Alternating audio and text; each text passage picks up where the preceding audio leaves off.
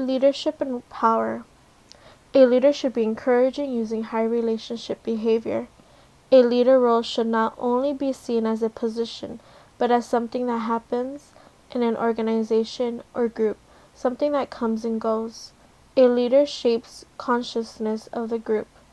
A leader that is determined by emerging interests of all members or group.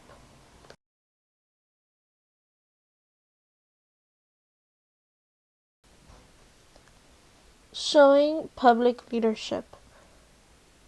This includes 3 main points. Number 1 is helps the group or organization understand its need and potential. Number 2 is integrates and articulates the group's vision. And number 3, acts as a trigger to stimulus for group action.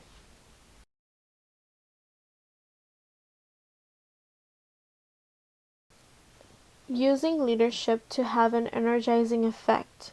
There are 3 main steps. Number 1 is you must know how to sense its underlying desires. Number 2, be able to act ambiguous in situations and take risks. Number 3, develop personal strength to face changes that need to be made. And an important note is learn to lead.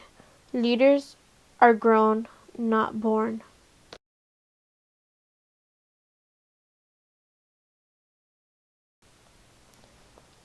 Bases of social power. This includes reward power and punishment power.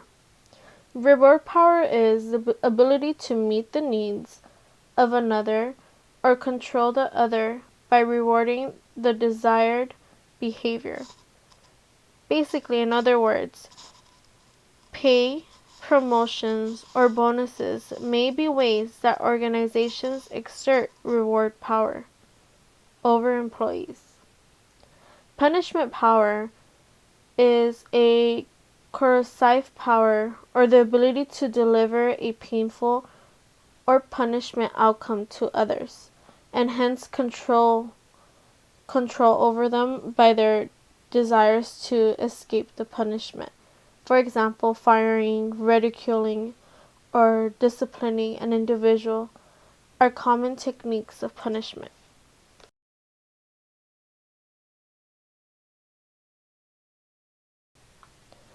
Other 3 forms of bases of social power includes expect power, legitimate power, and referent power. Expect power is the power based on the ability to understand, use, and deliver information that others need. Engineers or scientists may exert great influence in an organization based on their knowledge of scientific techniques for manufacturing a product, and so forth. Legitimate power is the control or influence exerted by virtue of one's holding a particular position in the organizational structure. The power is vested in the rights and responsibilities of the position, not in the person. Referent power is charisma or the ability to motivate others to comply with one's wishes because of one's personal attractiveness. Control-based referent power depends on the power holder's ability to have others like and attracted to him or her, and to follow his or her because of their attraction.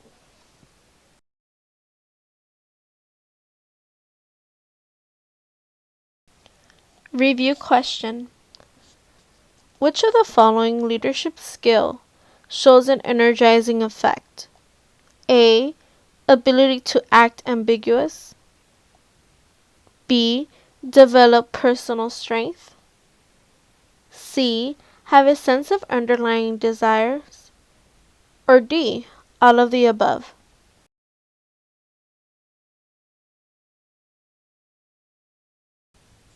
So the answer is all of the above.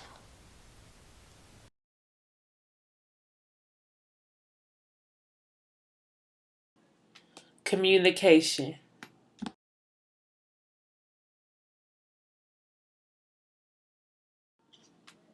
Communication. Communication is a major aspect of our daily lives. Most of our day is spent doing some form of communication. Communication is vital to connecting with others, solving problems, achieving goals, making decisions, and establishing cooperation. Effective communication is essential in public administration and all other careers. To be successful, one must have effective communication.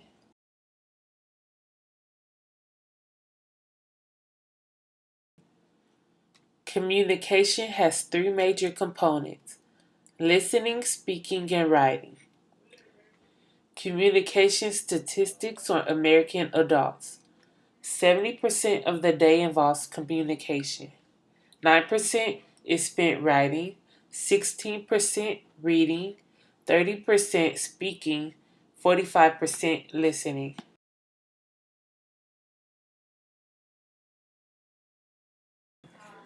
Listening. We use our time listening more than all other communications, but hearing is not the same as listening. Listening is the most widely used and the most misused communication skill. We are often taught to just listen, but not how to listen, which is why we need effective listening techniques. There are 7 effective listening techniques. 1. Demonstrate a purpose or reason. How can this information help me perform my job better or in life general? How can this information help me in the future? Have a reason or purpose. A reason to listen means there's motivation, and when we are motivated, we will perform better. This is the most important aspect for listening because without motivation, the following techniques won't be accomplished or done well. 2. Be non judgmental.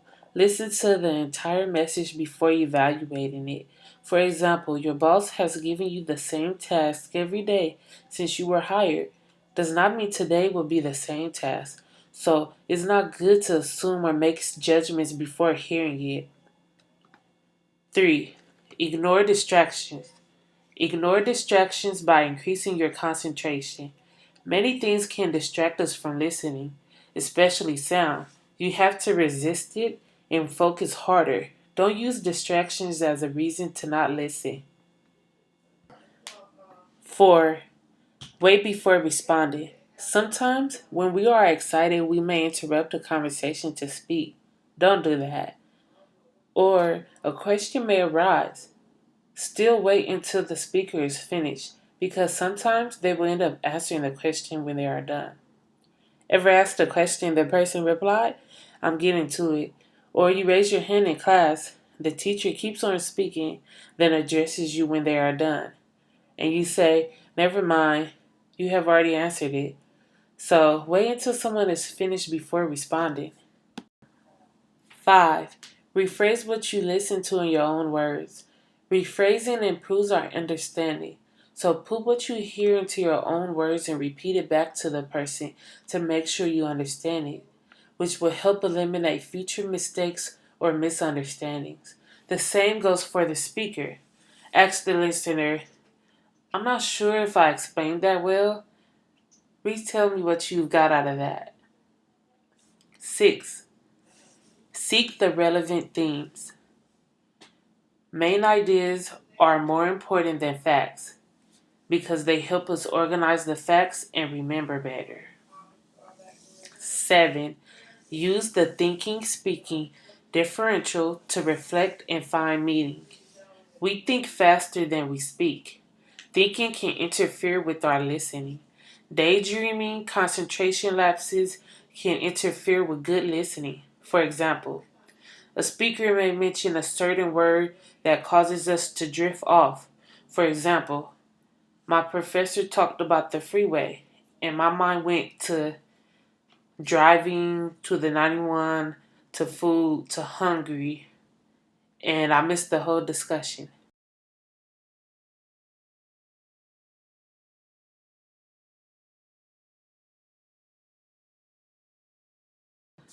Speaking is the second form of communication. Speaking in context to managerial positions. The speaking aspect is primarily used to give instructions by managers, bosses, team leaders, etc. You need to give the right amount of information, not too much nor too little information. However, it is better to give too much than too little information. To give instructions, you must evaluate what the person needs to know and want to know. Managers should have done the job and have the experience to provide accurate instructions.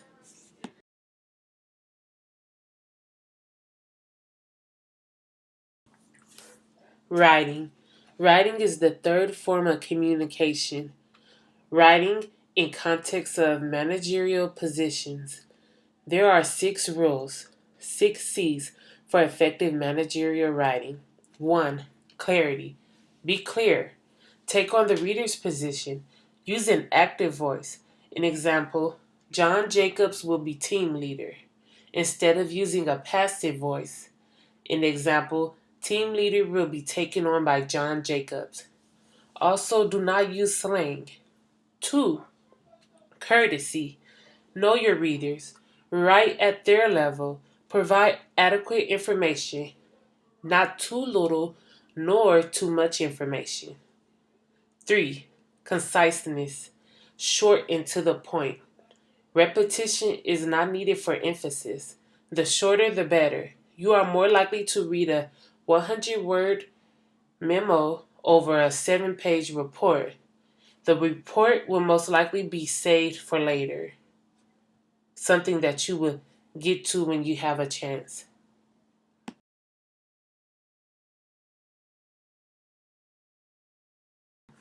4. Confidence. Always write with confidence, or your words will look like suggestions instead of instructions. 5. Correctness. Follow the major rules of writing, which are grammar, spelling, pronunciation, and composition. 6. Conversational tone. Write the way you talk. Imagine whom you are writing to. Some grammar rules can be violated to make it easier to understand.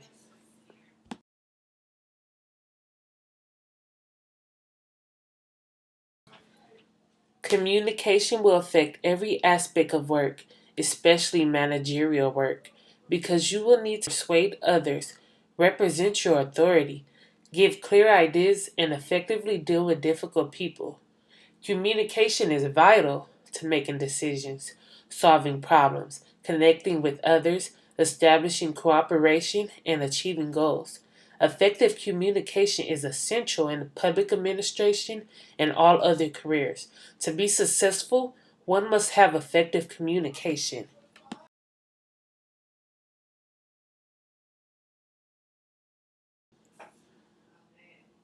Hello, class. I would like for you to complete this activity sheet. 1. True or false? We spend time listening more than all other communications. 2. Name the 7 techniques for effective listening. 3. Why is effective communication essential to public administration and life? 4. True or false?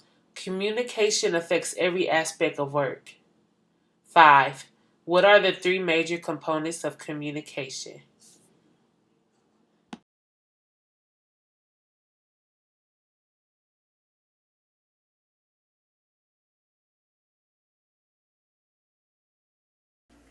Delegation.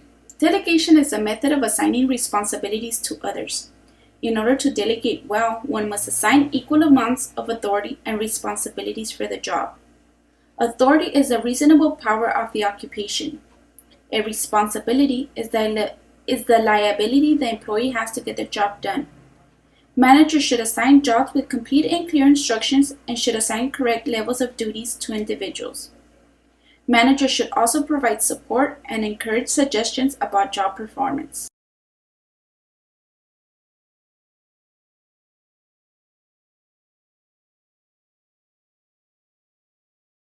Motivation. Individuals perform better when they are motivated. Motivating an individual suggests that there is a relationship between job satisfaction and performance. That if an individual receives an incentive, there should be a positive connection between job gratification and performance, because higher performance will lead to higher rewards. If so, then it's the manager's responsibility to make sure the performance is aligned to the reward. Therefore, the performance will be repeated, causing positive reinforcement. Another way to motivate individuals is goal setting. Creating goals escalates the possibilities of goals being accomplished. To achieve goals, one must first write goals down. Second, goals should be clear enough to be understood. Third, goals should have date and time limits. And fourth, goals should be achievable and challenging.